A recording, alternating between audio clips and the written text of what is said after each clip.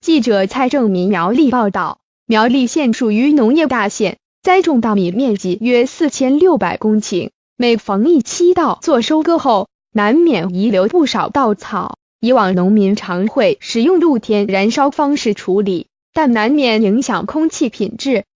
农粮署今年改推使用稻草分解菌，就地分解稻草，让稻草成为肥料，不只增强地力，也避免空污。农粮署北区分署指出，稻草富含有机物质，本身就是良好的肥料来源。以往农民考量便利性，常常就地露天焚烧，但容易衍生烟雾，影响行车路线，影响安全等。且近来重视环保与空气品质，农粮署北区分署表示，稻草翻耕至土壤中，有助改善土壤理化性质，且增加土壤有机质及矿物质含量，对于避免水稻倒伏及减轻病虫害有不错效果。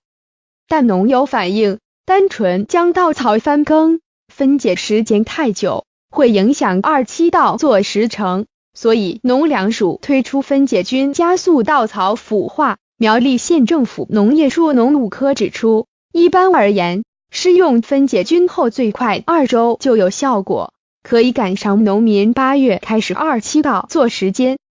农粮署为了提供诱因，将补助每包100元20公斤装分解菌，最高1公顷补助1000元。至于露天燃烧稻草是否有农民被开罚，苗栗县政府环保局指出，每年约2至3例，都是经劝导后屡劝不听，且燃烧稻草后严重影响其他住户或交通安全者，所以依空污法开罚5000元。